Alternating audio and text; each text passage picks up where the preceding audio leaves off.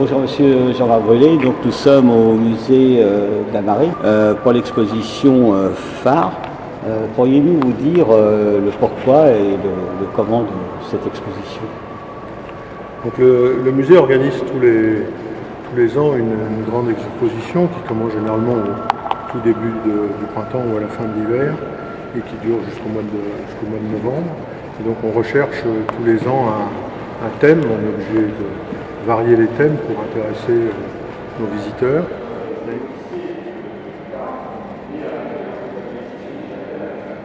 Et puis on a rencontré Vincent Guignot, qui est le commissaire de l'exposition, qui lui nous a ouvert les portes des phares et balises et donc de son ministère. Et on a monté donc cette exposition en rapprochant la connaissance historique du commissaire et les objets à la fois du musée de la Marine et des phares et balises. Et puis nous avons pris des contacts avec les Écossais et nous avons une partie très importante de l'exposition qui provient de prêts en provenance de l'Écosse.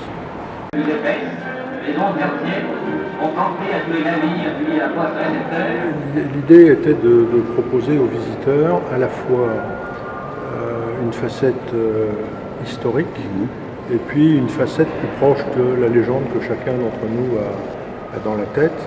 Et il est clair que à partir du milieu du 19e siècle, la France a acquis une excellence dans le domaine des phares qui est pratiquement ignorée, alors que chacun d'entre nous a en tête l'image d'un phare qu'il connaît parce qu'il l'a visité ou il y a passé des vacances à proximité.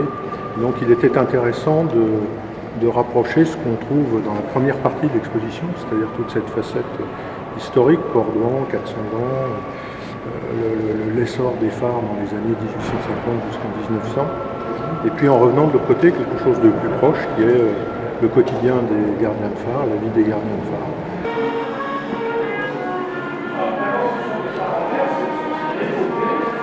C'est celui des optiques.